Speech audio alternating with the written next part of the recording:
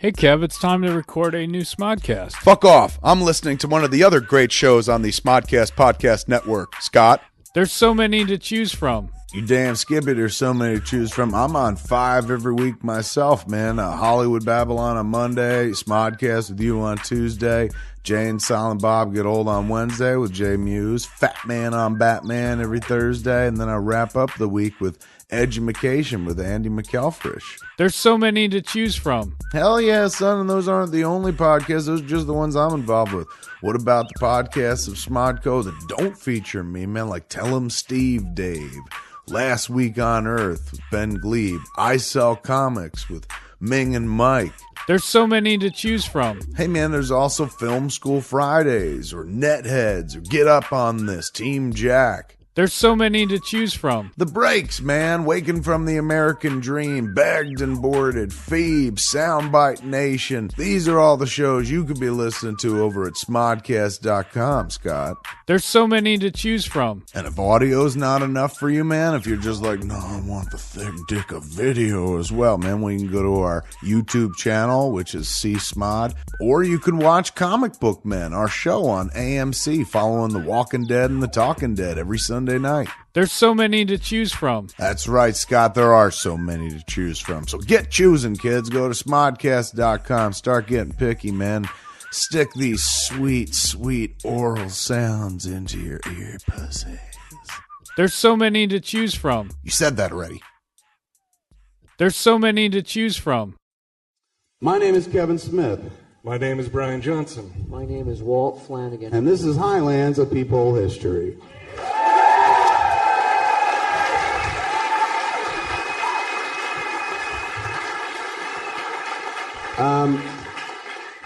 There's a question that I get on Twitter quite often, and I think I may have explained the story on the website, on the View-Askew message board years ago, but it's too long to kind of put into Twitter. But I've been getting a lot lately, particularly with the advent or the rise, if you will, of Tell 'em Steve Dave. And the question is this: what happened to Bryan Johnson during Clerks? Why isn't Bryan Johnson in Clerks, involved in Clerks? Like, everybody you know is involved in Clerks with the exception of Bryan Johnson. What happened? And you're in the very next film, and whenever I talk about my life, it's like Bryan's there right up to before the movie, and then you disappear like Jesus. Or CIA. CIA operative. And then you come back in the story, in the narrative, and I guess what I wanted to do tonight was let's kick off by telling the fucking sordid story about why you weren't involved with Clerks. Definitely one of the worst times of my life in the last 20 years. When I decided to go to film school, I'd gone out for pizza with these two dudes at Horvy's Pizza Place, but I don't think it was Horvy's at that point. And I sat these two dudes down, and I was just like, what I'm going to do is go to film school in February, and I'm going to learn how to make a movie, come back, and then we're all going to make a movie together. And these two dudes looked at me like as if I'd said, what I'm going to do is go under the table, and you guys can have a big sword fight in my mouth, you know, while you're eating pizza. And they were just looking at me because I'd never expressed an interest in like, I liked movies, but I was never like, I want to be a filmmaker or something like that.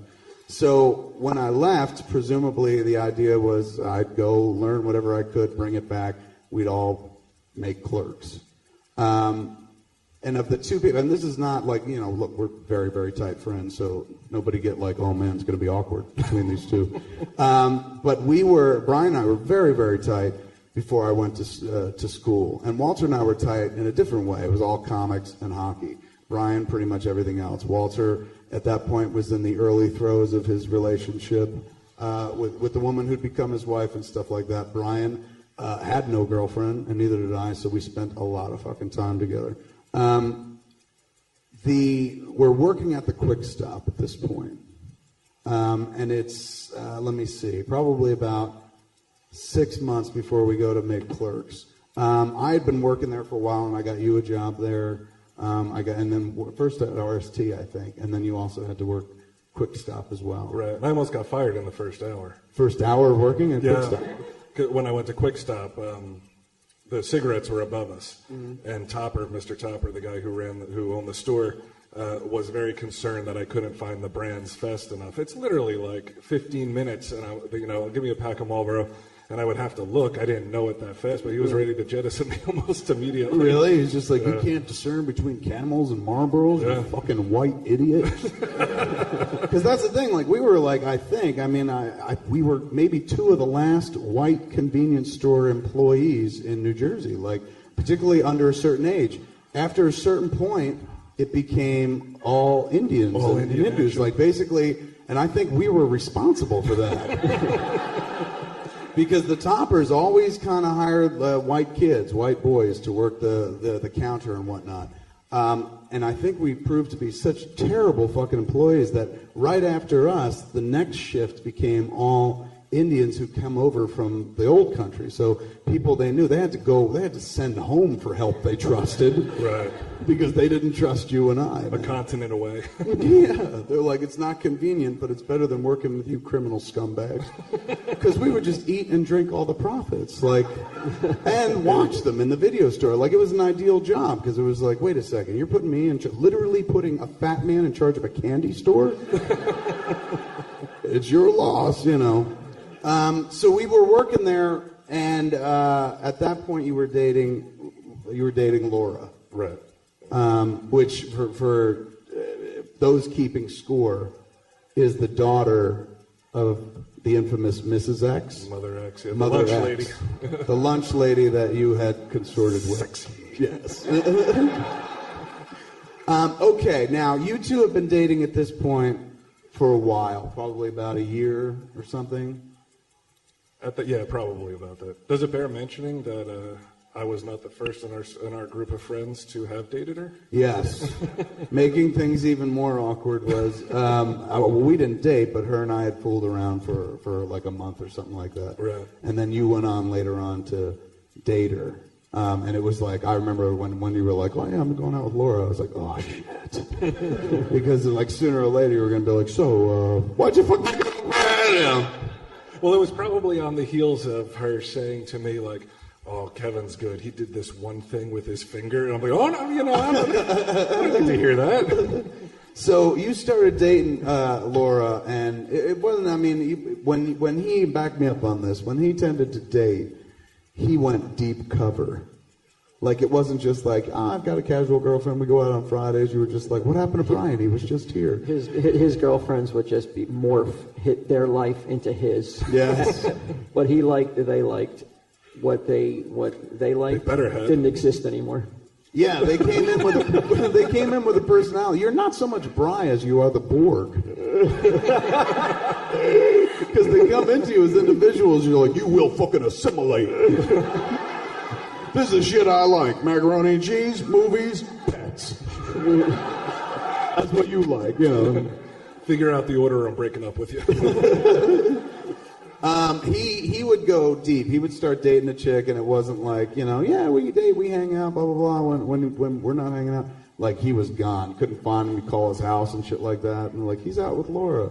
I was like, again? I was like the little kid in Big, the one who didn't turn into Tom Hanks. His little friend who was trying to get him to the Zoltar machine.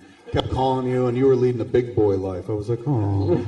It would almost be understandable if it was like, oh my God, this girl is top shelf. Like, of course he wants to spend all this time. But there were girls, not this girl, Laura, actually another girl, Laura, who couldn't even spell my name. She spelled my name Brain consistently. That's true. The first Laura that Bryan went out with, she was not the fucking sharpest knife in the block, and she wrote him this fucking letter, and he goes, read this. And I fucking...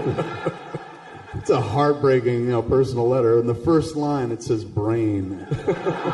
And I'm like, she calls you Brain? And he goes, that's the scary part. And it wasn't even like, she misplaced I and A. You spell your name with a Y. With a Y, yeah. But you were into her. Like, he would fucking spend all of his time with that fucking chick. And I would be like, you want to hang out? You're like, I can't, man. I got to hang out with Laura. I was like, why? You're like, because last night she let me piss on her hand. I was like, really? Cut a deal. Yeah, you're like, based on that, I got to hang out with her, so sorry. But this other Laura, she was not the hand pisser. She was, you were dating her while we were working at Quick Stop. Yeah. And we would work at Quick Stop, like, I do Quick Stop, you do RST, and then you do RST, I would do Quick Stop and shit like that. Now, I'll be the first to admit that I have a fucking terrible time being on time for anything. I'm perennially late for a lot of shit, and Bryan, as my friend, knew this for years. I needed Bryan to work for me, because I had to go to a family function, and I wasn't going to be home from, like, North Jersey till 2 o'clock. And it was supposed to be me working the counter, so I was like, dude, can you work for me? And he goes, no, I can't. And I said, why? And he goes, because I'm going on a picnic tomorrow. I don't know if I use the word picnic. You literally fucking used the word picnic, because I couldn't believe you had the stones to admit it and shit. And I was like, picnic? You're like, yeah, man, me and Laura are going on a picnic. She just put together a fucking bunch of shit, and we're going out to literally have a picnic. And I was like Yogi Bear style? Like, yeah, there's a picnic basket and shit. And I said, well, I need somebody to kind of sit in for me and work so I can go up to this family function. My mother's busting my balls. And he was like, ooh, no, I don't know, man. We're supposed to go out. I thought it was a comic book show. I thought so, too. Were you? Yeah. Let me dial the story back. Apparently, it was very important that we went to a comic book show. I'm going on the faggy picnic, but they're going to a comic book show. And we literally like, how dare you go out with a girl on a picnic? We're trying to look at comics like men. We come back from the comic book show, and I don't remember dropping you off. Though. Yeah, you dropped me off at work because I had to be at work. Where? Rec center. So I took you all the way back down to Highlands, and then go all the way back and that's to what made me late. It was a Sunday though. It was a Sunday. Yeah. Or maybe you just took me home to Highlands then. I'm the only one who remembers shit. I mean, I wasn't going to Leonardo. I had to go back home. Right. I don't remember. I just don't remember having you in the car or bringing you back.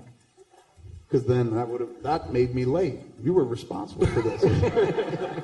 After all these years. I get to the Quick Stop. Well, the deal before I get to the Quick Stop, the deal that we made was I was like, I need you to cover. Apparently, we're going to a comic book show. And can you please do this for me? And you were like, only if you're back. You have to be back by noon on the button. And I was just like, okay, I can do that. And you're like, noon, hard noon, because my picnic is at 1. And I was like, okay, totally. And you were like, all right. So we went, I guess I dropped him home. I came back, and it was, I'm going with 17 after noon. No. You think it's later than that? It was later than that. I think it was about 1. So it was a full hour late? Mm-hmm. Okay. In all fairness to you, it was before the advent of cell phones. Nobody had cell phones. However, I had seen you call your mother at the most regular intervals. Well, I was hanging out with Flanagan, so I didn't want to seem like I got to call Bryan. I get to the store, and I go to walk in, as I always do, and go to pull the door, and since it's fucking like 1 o'clock, the door should pull right open, but it doesn't. It's fucking held stiff, meaning it's locked. And I'm like, what the fuck? And I thought maybe he was in the back taking a shit. So I look for the sign that says back in 5 minutes. But instead what I find is a completely different sign that says store closed due to bubonic plague.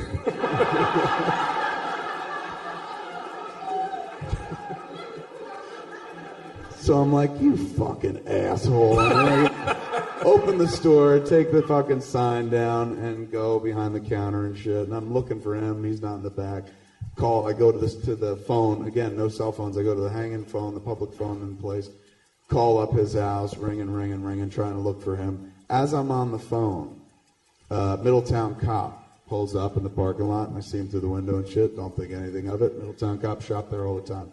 Dude comes into the place. Looks around, looks at me, and then walks out again. And I was just like, oh man, please don't. 2 minutes later, dude comes back in, he goes, what the fuck is going on here? And I was like, what do you mean? He was just like, somebody said this store is closed due to a plague. And I'm sitting there going like, even if it was, like, what are you gonna shoot it? Like but I was just like, yeah, that was my friend officer making a joke. And he goes, oh, that's a joke? You think the plague is a joke? So you're taking the heat now. But also I'm just like, dude, the plague hasn't existed in about, 200 years? Like, so yeah, I think it's safe to make fun of it at this point. It's just like, the plague is no laughing matter. Boils on your skin and witches burning you. So he gave me a little heat, and then took off. And then I had this dude on the phone. I finally got you on the phone like hours later and shit. I was like, how was a fucking picnic, Bryan? And you're like, it was good. Why do you laugh? And I was like, this is what happened, blah, blah, blah, the cop. And he fucking laughs, of course. And I was like, dude, I don't want to fucking deal with that shit. I don't have to fucking deal with the cops. Why couldn't you fucking just hang out fucking 10 more minutes? You're like, you were a fucking hour late. Why couldn't you have been there in time? And I was like, because comics. But at that point, I got called away by somebody at the register, and I was like, we were fucking not yelling at each other, but we were heated. And then I was like, hold on. I put the phone down, and I went to wait on an order. That turned into another order. That turned into another order. So it was about 7. Late again. Yes, 7 to 10 minutes. I'm at the register, and finally they leave, and I go back to the phone and pick it up, and it's just dial tone. And I was like, he fucking hung up. I can't believe it. And I hung up the phone, and I was like, I'm not calling him. He's got to call me. I'm not calling Bryan back. And that lasted a year? Almost a year, yeah. And to make matters even weirder, we all still hung out. So we would actually be in the same place at the same time, not talking to one another. Playing the same game. We would sit there and play foosball against one another and never talk to one another. Like I would talk to Walter, and Timmy was on his team. Timmy would be on his team, and I would talk to Tim, but I never fucking talked to him, ever. But Bryan would crack a joke, and even though you were mad at him, you would still laugh at it, but never say anything back. It was the weirdest vibe ever. It was strange. We had this fight where I would still laugh at things he said, but then I'd be like, I'm stone cold. Yeah. And it went on for the better part of a year, man. And now... was it just pride on your side where you're like, I'm not calling him? The hard-headedness. Did you stay employed at the Quick Stop after that? No. They fired you because of the sign? No, I think that at that point, like after I hung up, and that was the last time we spoke, because that happened in September. Mm. And we didn't start talking again until I think it was the following June. Okay. But I never went back to Quick Stop. I said, fuck it, I'm not going to work there anymore. After the bubonic plague? After the... like so many people, you didn't offer an explanation. That was one of my best jokes to date, and nobody appreciated it. The cops called me, though. Like, the Middletown cops called me, and they... Did they really? Yeah, they said that... I mean, today would probably be some sort of terroristic... Like, I wouldn't be up here right now. Yeah, really. But they said that it wasn't funny. Especially with that beard. They were thinking of... Yeah, I know, right?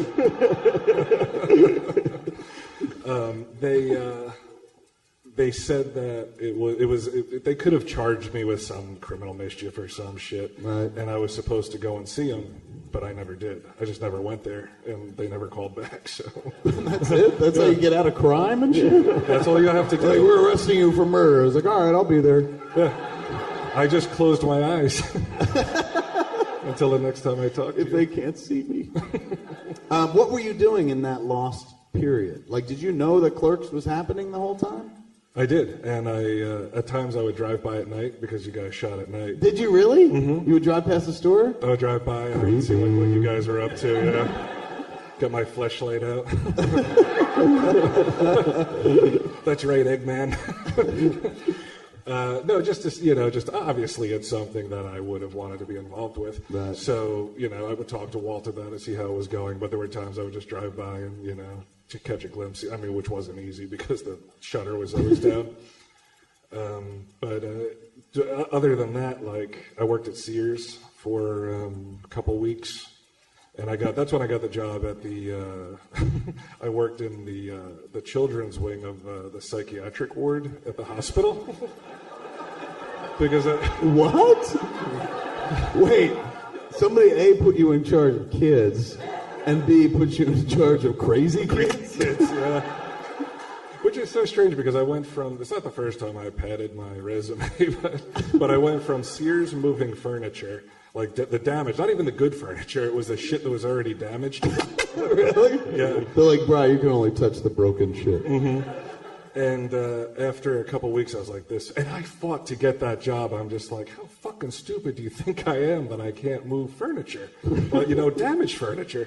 Finally, I got the job after like a month of kicking and clawing. And then 2 weeks later, I was like, fuck this shit. So my mom knew somebody, Pam knew somebody at the hospital, and she said, well, here are the list of jobs that are open. And I looked at the list, and I said, oh, this would be kind of cool. So, like, psychiatric wing. And so I Why would applied that for be it. cool? What's that? I think most people would be like, I don't want any part of that. Yeah, you're like the kind of guy that's like, is that a children's burn ward? But do you know if they're hiring? But I can work my way up. What's it?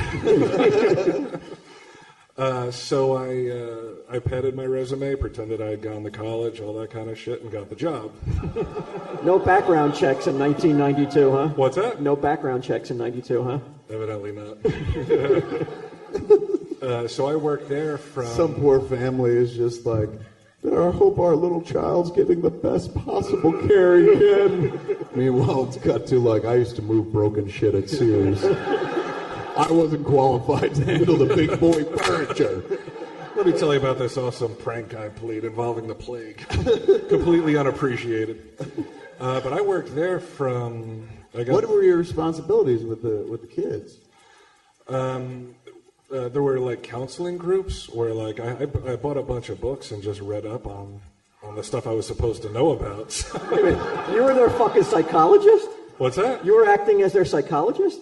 Not one-on-one, Did but... you put fucking patches on your jacket? Pipe in your mouth? They're like, we hired you for the kitchen, motherfucker. Well, of course. Professor of cooking. There's a broken couch we need you to move. But no, so I got some books and I read up on the different things that I thought I should probably know, and then I like would go through their case histories, which you were allowed to do, and read up on it, and then like if I saw something like... You were allowed to do if you were a legitimate member of the scientific community. Right. Well, if you're going to fucking split hairs.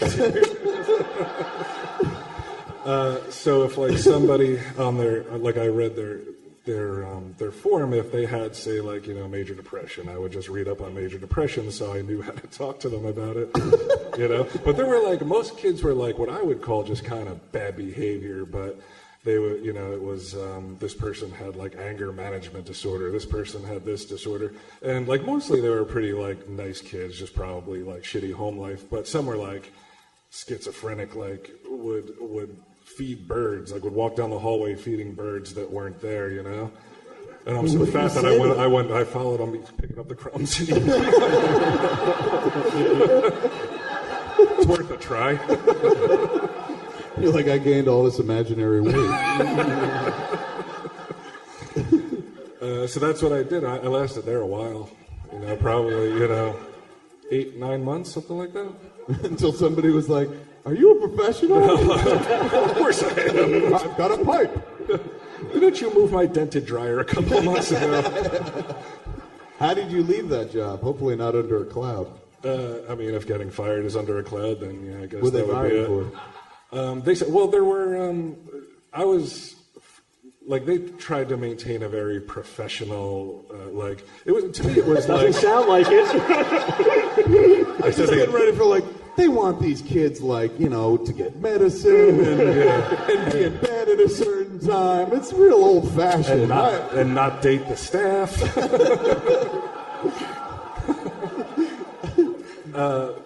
It was like, to me, it always seemed like it was like staff versus the kids, and I'm more, I think. Yeah, you're like, look, I identify more with the loonies than Pretty you. much, yeah. So I kept getting written up for not like following protocol and all this other shit. And there were a couple of people Fucking threw feces at the real doctors. Was that? Yeah. I threw the feces. Yeah. Like, come on, kids. They're like, we're going to have to let you go, Mr. Johnson. You're like, why? Because I'm not a doctor? Like, no, because you taught the children to gas the real doctors with their own fecal waste. Because of this? But no, I got written up enough times they were like, hit the road. And that was that. That was that. Was the breadcrumbs the craziest thing you ever saw? Yeah, that was pretty nutty. That same girl, actually, she was really into gorillas and stuff, like silverback gorillas. So I had magazines that I brought in for her, and when she left, she gave the magazines back. And months later, I was looking through them, and she had written me a love note, which I was like, God damn it. Like, If only I had looked at it. Months later, like a crazy woman loved me. I should have taken advantage. That's always my story, though. No, she was like, maybe you can teach me to rollerblade. It would be really cool to hang out with you and shit. And I never did. Obviously. Signed Napoleon Bonaparte. But it was actually a pretty decent job. And I saw a girl there that me and you knew through the store. Who? I can't remember her name, but remember there was that kid, those two brothers, Ricky and the other kid, and they had a cousin, that dark-haired girl. I can't remember their names. I mean, it was in 1994. But I saw her there, and I walked into the room, and she looks up, she goes, "Holy shit! What are you doing here?" I was like, "What are you doing here?" But it was, again, one of those cases where it's like she was just kind of out of control, misbehaving and shit. Really? Yeah. So I talked to her and hung out. I was one time I went to visit Muse at a rehab. He was in that type of thing, but they house the rehab, or at least the programs he wanted to do, because he liked to do like 6 days in and out and shit, which is not really rehab at all. But he just wanted to get off the junk and get past the fucking DTs and shit like that. So it was in advance of Jay and Silent Bob Strike Back. And he had just come off this other movie, and he was just like, "Oh, now's the time to go in rehab before we start." I was like, "All right." We brought him to this place, and it was at the hospital, Cedars-Sinai, on Beverly, big hospital in Los Angeles, and their detoxing unit was in the psych ward. So he spent 6 days sharing space with the psych ward people, and we went to visit him about 3 days in or something like that, and he was so fucking wide-eyed and kind of like, "I want out." And we were like, "Why? What's going on?" He's just like, "Just look around. Look at this guy." And he turned around, and there was a dude who was just wearing socks, underwear, and a cowboy hat. And he was just going, his eyes were closed, and he was doing this. He's like, "I am Jesus. I am Buddha. I am Satan. I am Santa. I am Mohandas K. Gandhi." And then he started talking about Jesus' birthday is not really December 25th. And he gave some other date, like in October or something like that. And Jason, I'm looking at Jason, I'm like, "Who is that?" He's going, "You heard him. He's Jesus." He's like, it was fucking shithouse crazy, though, man. It was like I'd never seen that kind of crazy in my life and shit. It may bear mentioning that a girlfriend that I had in L.A. spent time in there, and I used to go visit her. Not in the rehab, but in that psychiatric ward. In the psychiatric ward? How was it? It was pretty much like you just described it. Yeah, man, it's a twisted fucking little view of hell, man. Sometimes you pop your head in there. Okay, so we went off, and we did kind of go off. You wound up being a bigger part of Clerks than I ever would have imagined, and you always wound up being a bigger part. Like when I went away to film school, I imagined he was the one that would have written me the most. But we've talked about it before. You're the guy that actually wrote me the most. And when we were doing Clerks, you were the guy that was like kind of always very interested and willing to lend a hand. You know what I'm saying? So much so that like we would have roles throughout the movie where we'd tell somebody like, "You're going to play this part. Just show up at like 3 a.m. at Quick Stop," and they'll do it. And people would be like, "Yeah, right." And they would not show up. And so Walt would be there, and we'd be like, "Just put a jacket on you, put a fucking fake mustache, or put white in your hair, put glasses on." You wound up playing 3-4 different roles in the movie and shit. Mm-hmm. Do you remember that whole time? Like, talking to me, going, "You should call Bryan." Yeah, I thought that if anybody was going to do it, I thought that you would like extend your hand before he would. Right. And you definitely tried to mend the fence in a big bad way. It was the go-to conversation. I kind of straddled, like I didn't like cross the line. You know, I wasn't like, "You got to do it." Like it was like kind of like, you know, tried to coax you more than like give you attitude. Did you coax him? Were you coaxing him the whole time or no? No, he was like, he just seemed like he was like putting on a front that he had no interest whatsoever. Was that the case? No. I don't know what front he's talking about. You never said anything about it. You never asked one question about it. His name never came up. Your name, like he just would like, if the subject came up, somehow he just changed the subject. He didn't want to talk about it. Right on. But meanwhile, you and I would talk about it. That's all we talked about. He'd be like, "Did Bryce say anything?" Yeah. He's like, "No, but you should call him." I was like, "Fuck him. He should call me." And it went on like that for a while until I went to my sister for years had been going to this thing called the Landmark Forum, which was an offshoot of the Earhart training seminars where, you do shit like rappel off mountains. It's kind of that Tony Robbins type of shit. And she convinced me to go. For years, she'd been like, you should go. I was like, no, I'm not that kind of person. And then I'd broken up with my girlfriend. My girlfriend broke up with me, and we just finished the movie, and I was in this kind of like weird place. And then I was like, you know what? I will take that course. And she paid for me to go. 3-day course. We'll break you and remake you in 3 days, shit like that. And it was cool. There was definitely cool things that came out of it. But at the end of it, you realize how they keep it going is they're like, okay, we're having a graduation ceremony, and you have to bring 3 people you haven't spoken to in a long time and shit like that. So I was like, oh man, who have I not spoken to? And it was Bryan. They gave us phones to make the call and shit. And I was like, and it had been over a year, and I picked him up and called him and shit like that. And he answered right away. And we chit-chatted, and I explained what I was doing, and he goes, that sounds gay.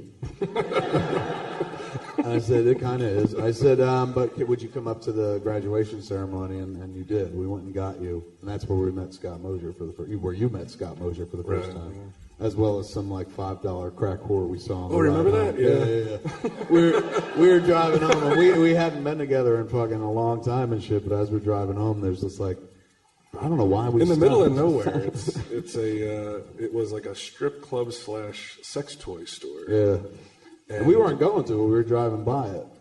Why did we pull over? I don't know. That's what I'm trying to remember, but I think you were like, pull over. She looks like she's in trouble because there was this lady on the side of the road going like this. And I remember being like, oh, dude, I don't want to do that. Man, she could have a razor or something like that. We pulled over, and she comes up to the car, and she was missing teeth, and it was clear that she was like, who wants a date? Yeah. And I was just like, and she had on the tightest white but not white dingy dress. Like she prettied herself up for the night. She did, but she was trying, not succeeding and shit. And Mosier had never really, Mosier didn't really know you that well, but you went to work Bryan style on the prostitute, where you were just like, do you want to hang out with me and my friends and tell us about your fucked up life? I'm a psychologist. Puts his pipe in his mouth and shit. I've worked in the doctor community. She was just like 3 sheets to the wind, really fucking very shit scattered, face. like eyes not even looking in the same direction and shit. And still, we talked to her for 20 fucking minutes and shit like that. And you were like, you should pay her. And we finally fucking took off. But at that point, the movie had been done, right? Like it hadn't been out or anything. I'd been editing it, but we were done shooting it. You were done had you been accepted to Sundance by that point? I don't think at that point. That was before that. That was while I was still cutting the movie because it was in the summer. Right. But I remember you gave me the tape to watch. Yeah. We still had a movie. We had a VHS that I could be like, watch this, and it was so important for him to watch it because Clerks is so predicated on my friendship with Bryan. Like Randall is Bryan Johnson. And it was weird to make the movie without him. Like the whole time you'd watch like Jeff Anderson essentially playing Bryan, and him and I would just kind of look at each other and then look down because the real deal wasn't around and shit like that. But it was a weird time, and then eventually came back in and never left after that. Nah. And it felt like when you called me, I remember you called me, I was at Pam and Edgar's house, and you were, I answered, I said, hey, and you were like, it's Kevin. And immediately I was like, he needs help. This guy, not like psychiatric help, but like, I would have went right to work. but I thought you were in distress or something, right? And you needed me.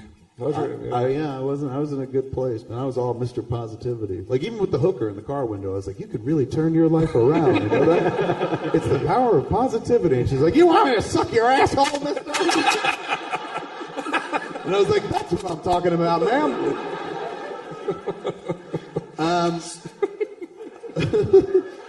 For a long period of time, you left your parents and you lived with your grandmother. I had done that too. It seemed to be a Highlands thing. You never did it though, right? You never lived with any grandparents. After my grandfather died, my grandmother lived around the block from us, and I went to live with her for like 2 years so she wouldn't be by herself. But why did you move in with your grandmother? Oh, same reason.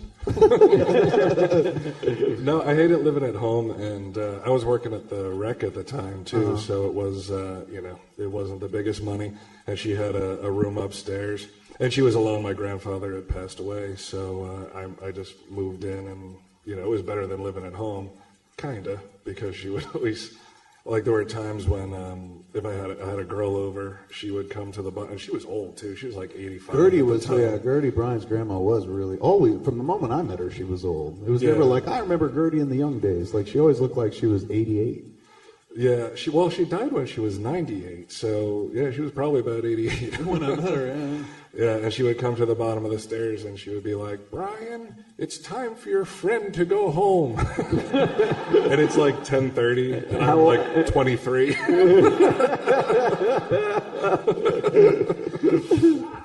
Who was your friend? It was my then girlfriend, Jill. Who was just like, why am I dating a dude who's So I'm like, no, she's senile. She's like, you literally let your grandmother cock block you.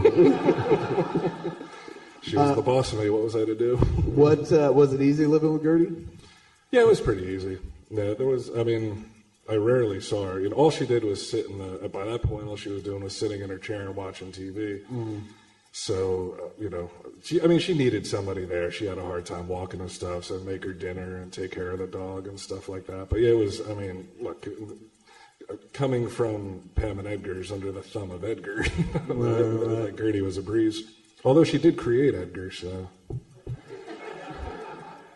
Edgar Spawner. Yeah. Your grandfather, before he died, you mentioned that he died. Right. Prior to that, had you lived with them while he was there? A little while, yeah. And he was a good guy too. I remember when I was very young, like 6, 7 years old. Every once in a while, like every 6 months or a year, Pam and we'd have to get really dressed up. Me and my sister Tracy and Pam and Edgar, like suits and shit, and we would go to this place where they would said Grandpa won an award, so we're gonna go to the award ceremony.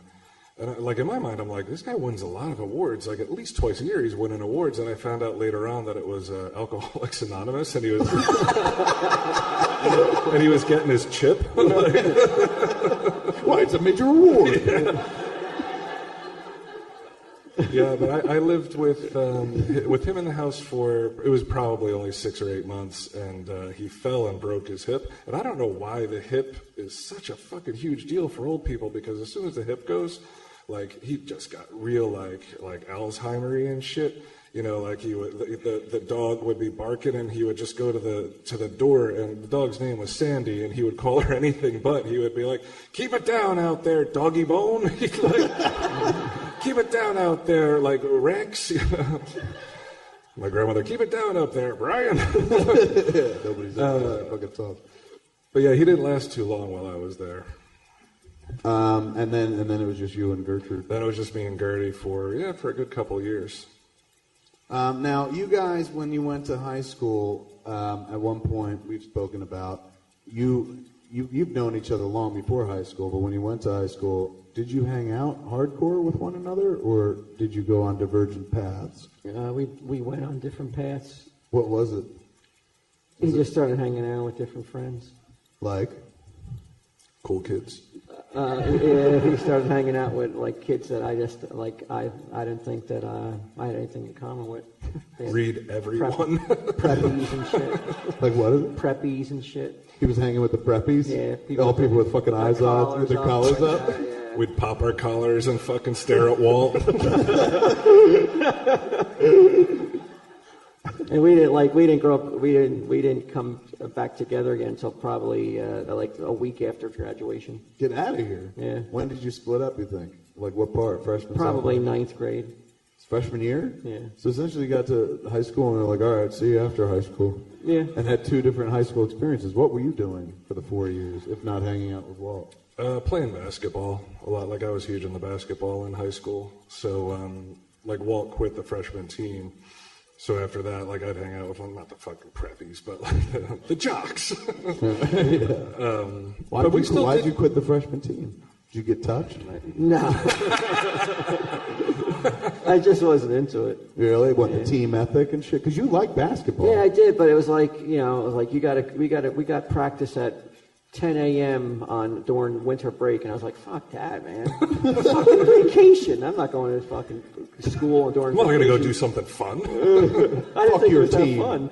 Yeah, I mean, well, winter break, I guess. But there's a team dynamic or an ethic that you just didn't have for that. You were like, Yeah. I'd rather sleep. He, on the other hand, would you go to practice? I was going to say rehearsals. Would you go to basketball rehearsals, bro? Would you go to basketball practice and shit? You played, right, JV and varsity? Yeah, religiously. So you adhered to the schedules. In fact, I went to things that weren't even practices. Me and this other, Mark London, would get to school at 6 a.m. to practice, not even 10, just because that was all I wanted to do. It's really all I cared about. Did you get a letter? No, I never did get a fucking letter. That is weird. Because I did play varsity, but for some reason I never got a letter. I lettered in senior year. They gave me a letter for videotaping the basketball games. Did you ever tape me? Like, do you remember taping me? Did what? Did you ever tape me? Do you remember that? Yeah, I think I taped you. I think you were on the team. In the locker room. Yeah. Just like, Big 10-gallon hat with a camera in it. I was like, bro, I think nothing of my hat. You might want to take your pants off.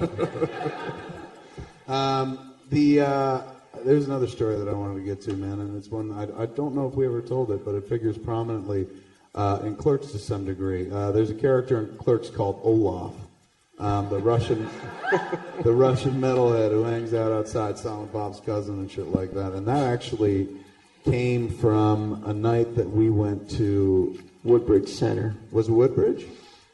Really? No, it was Monmouth Mall. I thought it was Monmouth. Oh, yeah, you're right. was It is Monmouth Monmouth Mall. Mall. Yeah. We actually, okay, go ahead. I don't know why it was Woodbridge. We went to the Monmouth Mall, and it was me, Walt, Bryan, Ed. Was there anybody else? We're walking through J.C. Penney's, and on one of the kid mannequins was a hairpiece for the mannequin to make it look remotely human or something like that. Who took it off? Was it Ed or you? I think Ed took it off. That's something he would do. It seems like, yeah, the kind He of would thing jump like, up on the pedestal, grab it, and make a Yeah, spectacle of himself. Ed is the kind of guy you'd be shopping in a store, and if somebody jumped up and started fucking a mannequin or molesting it or something, that would be our friend. So he grabbed the wig from the doll. When did you put it on? When was that magic moment born? He was just throwing it around, and all of a sudden, we put it on the normal way, and it was like a woman's wig, Right. and it looked like a woman's haircut kind of, but a wig on. But when you turned it backwards, it looked like your forehead was back here, and you had all this hair down here. It looked so fucked up. And we just started walking around the mall and watching people stare at us with this bizarre wig on. And it was uncharacteristic. It wasn't something like, hey man, let's go out and do pranks on people. Like, we were so not those people. But the wig just looked weird. So Walt's like, I'm gonna wear it around. And so he started wearing it through the mall, which was weird because you walked out just with a stolen wig from J.C. Penney. But it was like, well, it's on the mannequin. It doesn't count. Didn't have a price tag on it. Exactly. So we're walking through the mall, and essentially everyone we meet up with, first it was two girls who knew you or Ed but didn't know the rest of us. And we were insisting that Walt, she was like, who's this? And we were like, this is Olaf, my Russian cousin. He's in a metal band and shit. He's visiting. And she's like, get out of here, man. And Walter literally played a Russian guy all night. But from a distance too. It's not like he was right up talking to them. He was standing I don't know, maybe 20 feet away, just looking at them. He was trying to seem like a fucking foreigner. At one point, she was there with a younger sibling or something like that, and right. she gave this sibling a playful shove. And then he fucking pretended like it was something in his country of an outrage or something like that. So she's like, stop. And he goes, no. And that was the extent of your fucking Russian, man. And they literally bought it. No, remember we were talking about that guy, we would see good-looking guys walk by, and Ed would go, hey, Olaf, what do you think of that guy? And I was like, Skrownick. Making up words, and it was before anybody could jump on the internet to be like Skrownick. You just had to buy it. It was sounds like a word. Maybe it's either Russian or Romulan, But it was, and then did it last to the second day and you went to because Woodbridge? that's what I said. We're like, we had such a great time. We're like, let's go do this again at another mall. The next night we were like, we'll go to Woodbridge. There's way more people there. It'll be like there'll be targets everywhere. Right. To play this on, but the magic didn't happen the second night. We couldn't repeat and it. I wound up taking the wig and throwing it at somebody. Yes. And then we lost the wig. Yeah, there was a chick who she didn't believe you were Russian. Like, unlike the previous night, who they were totally buying it and shit. Just because you said, no. And at one point you went, da. Chicks we were talking on Woodbridge did not fucking buy it at all and shit. And she was going, he's not Russian. It's not even his hair. And he was just going, and he kept looking at us puzzled, like, I don't understand this English. And fucking one of us would try to speak in broken, like fucking Skrelnik, kind of repeating the word as if that meant three different things. And then so we went across the way to, like, there was a Friendlies or something. We were kind of reconnoitering, going, where do we go? What do we do now? Like, she's not buying it. Nobody's buying it and shit.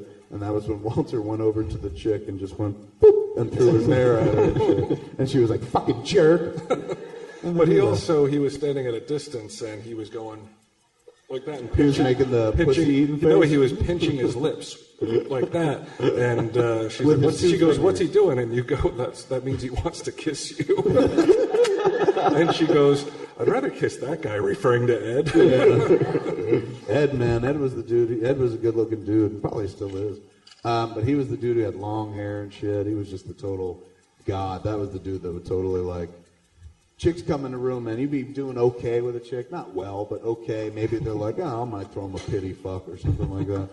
Moment Ed comes in the room, they were just like, oh, fucking cut your throat to suck his cock. Because he was just such a fucking metal god, man. He embodied everything about metal in the moment. With the hair, and he was fucking good-looking, kind of And it was tall. the right time, because it was the late 80s. Oh, yeah. Yeah, like mid to late 80s. And it was still all the rage. And you could go to places like Murphy's Law. Did you ever go to Murphy's Law? Mm-hmm. Murphy's Law was like a metal club back where we lived. Not metal so much as like... No, it was metal. Was it? I would say it was pretty Because they had a metal. mosh pit, and that never felt like metal to me. Mosh pit? Yeah. That felt more thrash. No. Like Really? Anthrax and shit. You can mosh to Anthrax if you want. You went to it? Mm-hmm. Yeah, I went to it rather religiously, actually. Just watch shows Friday, and shit? yeah. That was when Watch you wanted shows. to play guitar. Yeah, and we also knew people in bands, like some of the bands that Walt used to draw artwork for would play there. Scott Angley, a guy who did the Clerks song and Song for Chasing Amy, he played there. And it was like, it was God, I mean, it was such a fucking page from that time, like everybody in a black leather jacket, jeans, long hair. I remember I had like long hair, but at the time, like I had bangs that went straight across here. So it looked real fucked up. I don't know why I consistently cut my bangs. I should have just let them grow out. Did you guys take in metal together? Didn't you guys go to a Priest concert? You and Walt? Mm-hmm. We went to a couple concerts. Did you? Yeah, went to King Diamond, Priest. That was not recently, but that was not that long ago, King Diamond. And again, it was like, it was almost like you stepped through some sort of vortex that like, it was 2000, and then all of a sudden it was 1987, because everybody like had the long hair and the leather jackets and shit. And you know, I like Diamond's music a lot, but it was like you just were like, damn, this is corny. He had like a baby doll that he was pretending to stab and shit. And, Oh, really? yeah, and like an upside down cross made out of fake like bones that like you would get at a dollar store, like they were foam and shit. You know? It was heartbreaking. Here's a story that I don't think we've ever told, and maybe we'll try to go out on this one, man. And it's kind of movie related. And this dog did live in Highlands, so it all counts. Can you tell the story of Walt Flanagan's dog? Walt Flanagan's dog.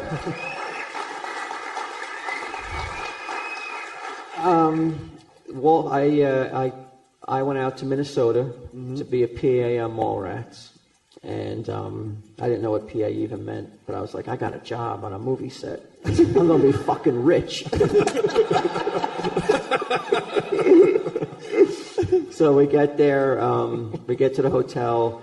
You had been there for quite some time already, I guess, getting gearing up, getting ready to shoot. And you're like, you're going to love it, man. You get to go, like, hang out in the mall every day, and you get paid for it. And I was like, which is ideal for you, because you are a mall creature. Yeah. Like Brody, just as Randall is very much based on Bryan, a lot of characteristics of Brody are very much based on Walt, right down to that fucking Dixie cup that he carries around the whole movies. One time, Walt and I went out comic book shopping, and he had a fucking Dixie cup full of soda. And I drove, because Walt didn't have his license till he was like 38. And so we went a lot of places. We were on the road for many hours that day. And as fucking Walt got out of the car to go back to his house at the end of the day, he had this much soda left in that Dixie cup, and he fucking swallowed it, crumpled up, left it in the car. He's like, bye. And I was like, he made that cup last 8 hours, man. Like, this dude's like a camel taking little sips and shit. He's a mall guy to the point of, we've been on this tour this week. This is such I thought a really adorable story. We've been on this tour all week, and you know, it's pretty much like you get on the bus, drive, get to a place, maybe you got time to shower, then you come out, do the show, and then either go to sleep or get back on the bus, drive and stuff. So it's basically bus, stage, hotel. And the stages were like comedy clubs. Yes. Which I've never been in. Yeah, like we played the Improv in Los Angeles and in Tempe as well and shit like that. So it's a completely unfamiliar world for Walter. So much so that when we were in Las Cruces, the gig was kind of in a parking lot of a mall, or right connected to a mall or something like that. And so he had about an hour before he had to go on and shit. I was like, you gonna watch our show? And he's like, no, I'm going to the mall. And I said, why? And he goes, I want to feel normal for once. And I was like, what do you mean? You're like, bus and stage and comedy clubs. This ain't my thing. I just want to fucking walk around and see shit that I might see at home. And I was like, all right, man. So he was a mall creature, man. And the fact that, like, we were shooting in this mall that it was 50% capacity, I was like, we're going to own this fucking bitch. Yeah, so it started out like I got the job, and day one, it didn't go that well. As being a PA, I got yelled at. What were your duties? What were the PA duties? One of my duties, I don't even remember what the first duty I got was, but I fucked it up, and they shipped me off to help the lunch lady or the craft services. The first duty you fucked up, you got screamed at, and because you were getting coffee for somebody, and the lady goes, "Run with that coffee!" Yeah, she goes, "You don't walk with that coffee, you run with it." And I was just like, I know Kevin Smith. I'm going to be rich.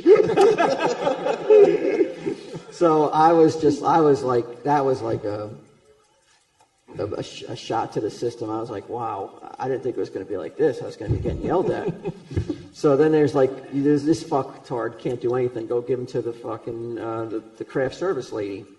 So craft service lady, the first hour I'm with her, she's like, I have a lot of stuff to get over to the set, because we were stationed in another part of the mall, and she had built this fucked up contraption like on a cart. She had put a table on a cart on top of another cart with like hot coffee, juice, big canisters of soda, and she goes, "All right, take that over to the set." And I was like, I'm afraid to even pull it. It looks like it's just going to collapse as soon as I put any weight behind it. And sure enough, I grabbed it, and the fucking thing toppled over. There's shit everywhere, and she just fucking looks at the ground and just begins to just put her hands on her head. And I'm like waiting for her to start screaming, but she just goes in the room and just closes the door. And it wasn't like it was a little coffee pot. It was like one of those 5-gallon urns. And I was watching them, because the way they did it was they put one end of it was a table like this, and they put one end on the cart, and then Walt was supposed to lift the other end and start to push it along. And they listen, and all of a sudden you see it, you're like, am I seeing what I think I'm seeing? And sure enough, it just starts to teeter, then boom, and then it all goes fucking all over the place. Coffee with potato chips and M&Ms and all this shit all over the floor. Some other person then comes over and starts the eventual screaming. Get that shit cleaned up. So that day ended poorly as well, and I remember going back to the room, and I'm like, I want to quit, but I'm like, I think Kevin will be mad at me if I quit. I only lasted less than 2 days. And then you called, and they're like, how was it? And I was like, I quit. I was like, oh, how I'm going to tell him. I don't know how I'm going to tell him. And then like the 2 seconds in, I go, I quit. I can't do it. And you were like, that's fine. Don't worry about it. But I had like taken off my real job. I'd gotten a leave of absence for 30 days. Right. Because that's how long we were going to shoot for. And so you couldn't leave, too, because you still had to shoot your Yes. acting part. Like, you were going to act in the movie as well. And people couldn't understand it. They're like, wait, your friend's in the movie? I was like, yeah. And they're like, and he's a PA? And I was like, yeah. And they're like, and he dropped the coffee? I was like, that's Walt. So I had 28 days to kill in Minnesota. When I don't have a license, I can't go anywhere, so all I do is wander from the hotel to the set, which was a mall, which was like kind of like cool at first, after like 4 days. And I wandered into a pet store, and there was like... And it's the pet store in Mallrats, isn't it? Right. Like where we had gerbils. And there was this little tiny rat terrier that was like, it looked like it weighed like half an ounce. And I think it was like $200. And I figured out that if with my role on the film and what I earned those 2 days as a PA, I could buy the dog with not being down any money. Right. And so I made and Bryan was like, yeah, go get the dog. But we were sharing a room in the hotel with Vinny, room. too, with right? Vinny With a friend of for ours. 30 days. Vinny Pereira, yeah. And to both of those guys' credits, I brought a puppy that wasn't trained into a hotel room while they were working, like from like 5 o'clock in the afternoon to 5 o'clock in the morning. Right. And there was a puppy in the room fucking driving them nuts. Right. And tearing everything apart. She took the toilet paper and just unraveled it, and she tore apart anything she could tear apart. She was tearing apart. And for you to get a dog, you weren't even a dog person. No, like, and I it's was not like, even he's always loved dogs. I know, but I thought she was so adorable, and I was like, my wife will love her. I'm not going to tell her. It'll be a great surprise for when I get home. You bought the dog, you didn't even bring it up to her? No, I didn't. So the whole tell time her. you had it for a month in Minnesota? No, at that time, like Bryan was like, you better tell her because she's going to fucking It's freak almost like out. you're carrying on an affair. There's this whole other fucking woman in your life that your wife didn't know about. So I told her, and like she was like, all right, well, you made the commitment, bring her home, it'll be fine. But in the interim, though, before I even got home, like she was driving me nuts, and I was like, I'm going to bring her back to the pet store. This dog poops. I was cleaning shit constantly, man, in the hotel room. It was just driving me crazy. And so I brought the dog back to the pet store, and there were like no returns. And I was like, well, I can't keep her. They won't let me keep her in the hotel room. I gave him the sob story, and he was like, well, all right. They said they'd give her back. They'd take her back, and they'd give me the money back. And as they were taking her back, I was like, you know what? I said, no, give me the dog. I'll keep her. I'm going to give it one more try. And, and she's still at the house to this day. Now, and she became a member of the family, and there were many times that you would insist that she was almost human. You would sell that dog to us big time. Like the reason that joke exists, that bastard's faster than Walt Flanagan's dog, is because of like a conversation that you and I had when we got back from Minnesota. You've been home for like a month, 2 months, or something like that. We were still working on Mallrats in post, and I was like, "How's the dog?" And you're like, "Fast." And I was like, really? Like, that's not normally something like the first thing you say about your dog. Like, oh, he's cute, he's friendly, you're fast. And I was like, what do you mean? And you're like, I timed her. I sat outside and I watched her. She's running around the yard and shit. So I got a stopwatch and timed her, man. She's in my house. She lapped it in 12 seconds. For a little dog, that's impressive. And I was like, are you going to race this dog home? And he's like, no, but I just thought that was interesting, how fast she's just fucking fast, dude. You can barely see her and shit like that. So I went back to Los Angeles. We were still working on Mallrats, and we were in post and shit like that. And I knew eventually you would, of course, see the movie, but I thought you were going to come see it as you did in San Diego in July at Comic-Con. So we're doing some looping on the scene, where Jay and I are running away from LaFour's, and I'm in a loop booth with him, and we had lines written and shit for him to say, but the last minute I was like, dude, say this line. Say, damn, that bastard's faster than Walt Flanagan's dog. And he was like, why? And I was like, because when that line happens in a theater someday, only one man is going to laugh. And sure enough, man, we fucking put the line in there, and we went to the screening in San Diego and shit.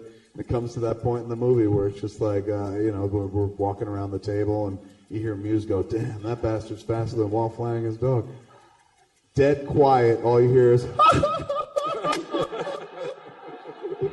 Thanks for coming out tonight. My name is Kevin Smith. Bryan Johnson. Walt Flanagan. And that was Highlands, a Peephole history. Thank you, Columbus.